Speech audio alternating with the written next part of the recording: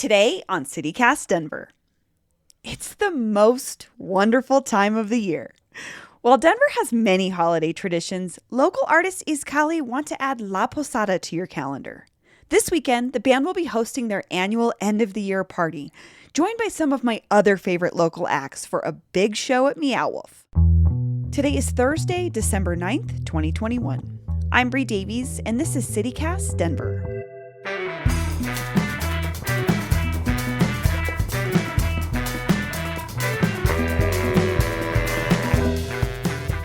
Meow Wolf is an interactive museum, but it's also a massive venue. And Miguel Avina of the band iZCALLi wants to see more local acts on its stage. Miguel, will you pronounce your last name again for me one more time?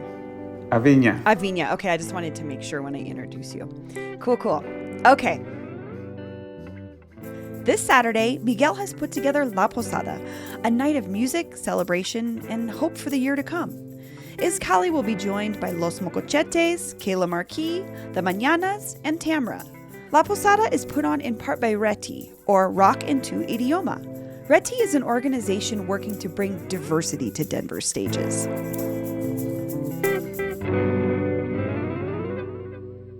Well, Miguel Avina, welcome to CityCast Denver. Thank you. Thank you so much for having me, Bree. So the big Reti show this coming weekend is called La Posada, which I'm guessing that maybe some of our listeners are not necessarily familiar with the actual celebration commemoration of La Posada or Las Posadas. What is that? So La Posada is traditionally based on a Catholic celebration of when baby Jesus was born, and well, they were traveling to Belén, and they were hosted in a space, in a barn for the baby to be born. And they were looking for a place for the baby to be born. So per se, iZCALLi is not, representing any religious belief or anything like that. But we grew up with that tradition, really. And from what we remember and how we interpret it as a band and as from growing up in Mexico and even here, we interpret it as a time to get together with friends and family and just celebrate kind of the earnings of the year, right? Like whatever fruits were given throughout the year for all the work that we did, but not only to thank ourselves for that, but also thank, everybody that was part of that. Because it's always important to acknowledge the people that are there to support you unconditionally, whether it's people that show up at the flea market or somebody that helped you along the way to book a show throughout the year, your friends and family, your children, whatever the case may be. That's what we created, kind of transformed the vision of what La Posada really means. A lot of people still ask me, are you guys going to be doing the traditional... the procession and The procession, yeah. And we're like, no. Because some people, they're weirded out by it or whatever, but we're like, no, this is an all-inclusive thing. It's not religious-based, so, it's a very inclusive activity for everybody, but it is based on that. And a lot of people remember that as children growing up, going to Las Posadas, because a posada in Mexico is just literally, they throw a party out in the street, everybody's welcome, till food is done, as much food as we can bring. There's music, there's piñatas, and it's just, everybody remembers that as a celebration. And so we've morphed that into something that can now be ingrained in the Denver culture, in the Colorado culture, something that people can remember, and that something that people look forward to. There's some people that don't go to any other iZCALLi show or any other local show that I know of, and then just are looking forward to going to La Posada. And they're like, hey, are you guys having a Posada this year? Because I want to bring my boss, or I want to bring my cousin, and because it is a very special occasion. It's a show unlike any other throughout the year. I love this idea of a tradition because like you're saying, it's like when we talk about Christmas time and Christmas events, we're not thinking about the religious aspects of it necessarily. I also was raised Catholic. We're just thinking about the time of year. And so this is just another tradition to add to the things that happen in Denver around this time of year. It's like we get to see our annual iZCALLi end of year show. I have to ask, are you going to play any Christmas songs? No, I don't think so. We're still working on the set list. we're figuring out if there's time. But people have always asked me that. And at one point we were doing, like, we practiced Little Drummer Boy to see how that sounded. And it was like, I don't know if we sound that If it's great our doing vibe. this, but yeah. Do you? What's a suggestion? I have to ask though. Do you have a favorite Christmas song? I would say a few years back, Alf from 93.3 invited us to participate, like submitting a cover song. And I was like, I never really thought of like what a good Christmas song is for me. So I, did more research and I found Blue Christmas, the Elvis song. rendition. Yeah, that one's really good. And I actually did ended up sending that cover and I recorded it, and I have like half of it in English and half of it in Spanish. I translated it to Spanish. So it was a fun little jam. I'll have to share it with you guys. I would love that. I would love to hear that, because I was like, that, I think hearing it in English and Spanish would make it that much more special. It was pretty fun. And it's a simple song, and it was just really fun to record.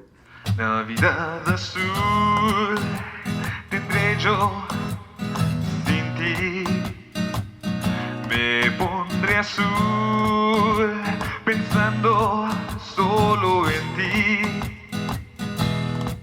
Decoraciones por aquí no harán nada para mí. No será lo mismo si no te tengo aquí y cuando azul. So this year you're going to be joined on the lineup with Los Mocochetes, Kayla Marquis, and the Mañanas. Can you talk about, I mean, as folks will see when they come to this show, if they don't know those acts, they're very diverse in terms of style and genre. How do you go about choosing who plays these shows with you? That's a great question. A lot of the times it's just kind of envisioning, like feeling out the space and seeing what the vibe of the show is going to be, how it complements what we do, how it brings out and highlights the things that the Denver music scene is about, and then just also honestly looking and seeing like who's doing the work, who's out there hustling and like doing the work. There's a lot of great bands in Colorado, many of which we'd love to have on the show. At the same time, we look at it and see, how does this complement? What are they bringing to the table? Like imagining this show as a potluck, you're like, okay, are they going to bring a good dessert? Are they going to bring a good meal or a good side for this? That's the way we, I guess, envision this, right? So obviously, without a doubt, Los Mocochetes is a band that's been hustling for years. They've been putting on a lot of great shows. They're great performers. They're great people. They're great friends. But also are authentic to the vibe that they give.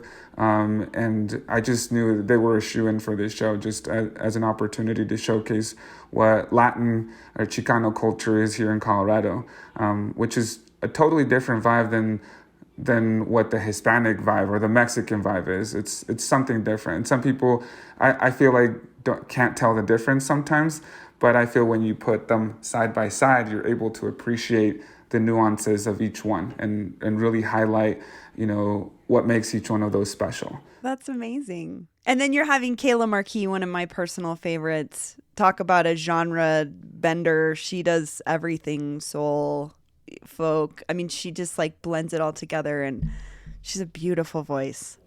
And so the thing about bringing on Kayla, it was. So I'm part of a board called Bodies of Culture, and which she's part of. She's a very outspoken member in that group. And part of Bodies of Culture's mission is to really hold entities, venues, people accountable for the claims of diversity and in their lineups and their hiring and their staffing of venues, festivals, shows, etc. So one of the first things we talked about was in practice, like, how are we going to hold people accountable if we don't hold ourselves accountable first?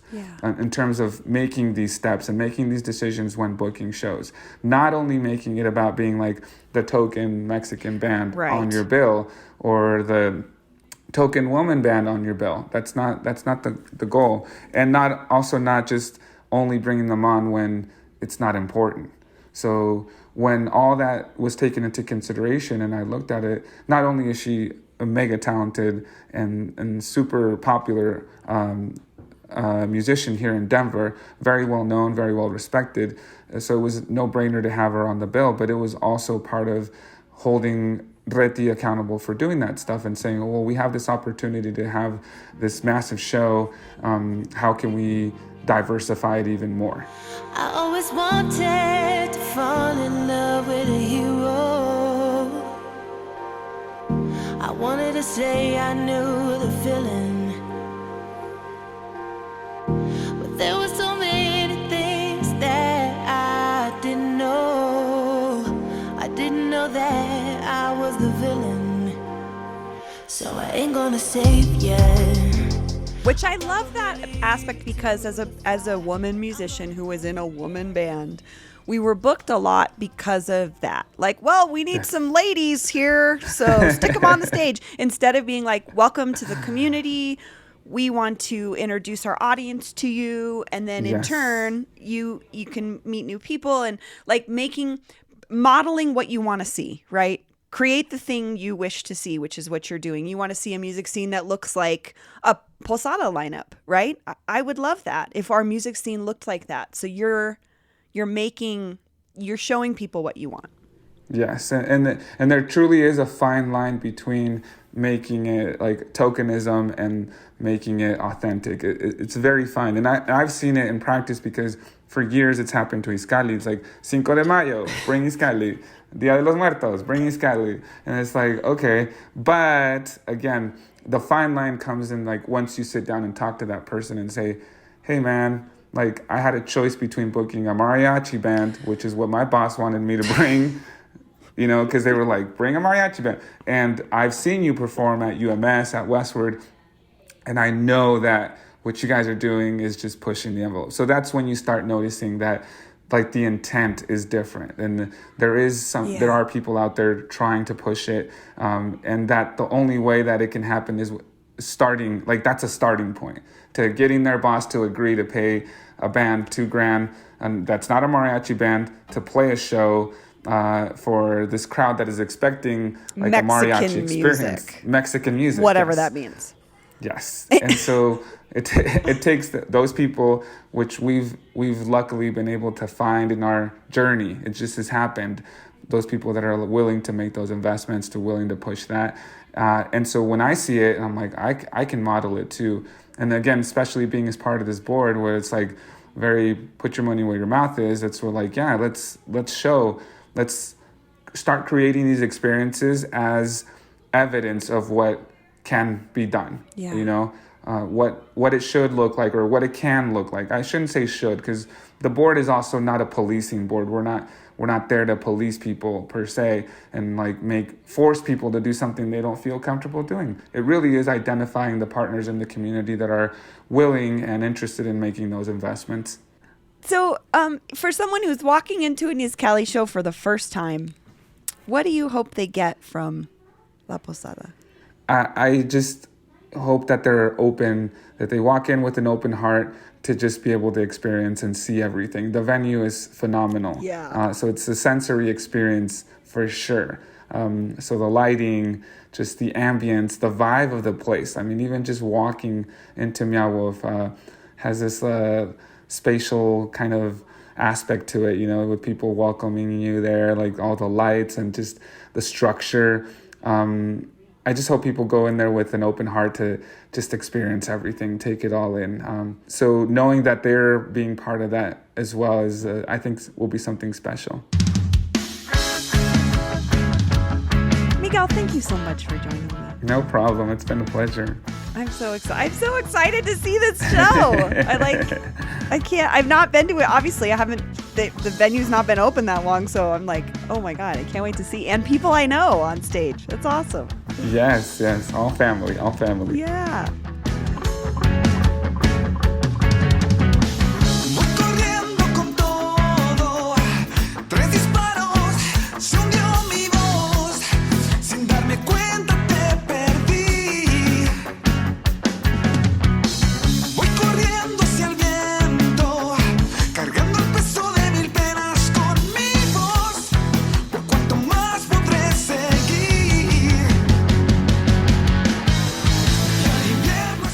And here's what else is happening in Denver today. Denver lost a fighter for education last Friday when Dr. Sharon Bailey passed away. According to Denverite, her career began in the 1960s when Dr. Bailey was a student at East High School and advocated for the teaching of what was then called Afro-American history. She went on to raise her own children in the school system and became a DPS board member where she fought for equity and education for students of color. Dr. Bailey was active in education issues up until her passing, speaking at a DPS board meeting last week. Now, in some circles, they call me the OG, the old girl, the old guard. But there are lessons to be learned with the long view of the historical inequities in the school district. And what I do know for sure is that genuine educational equity in our district and around the nation has been elusive. Where is it? How will we know it when we see it? What will it look like? What would it feel like? And so I contend that we can't simply believe in equity, fairness, and justice in education. We have to create it. We have to create it. So thank you all for your efforts. That's all for today here on CityCast Denver. The music you heard today included Corriendo con Todo from iZCALLi and Villain from Kayla Marquis. We'll have links to these songs in the show notes. And hey, if you enjoyed the show, why not take a minute to tell a friend about us, rate the show wherever you get your podcasts, and subscribe to our morning newsletter. We'll be back tomorrow morning with more news from around the city. Bye-bye. I was thinking that and I didn't say it. I wanted to be like, so Boulder's been looking at their poop and y'all, there's some stuff in it. It's called Omicron.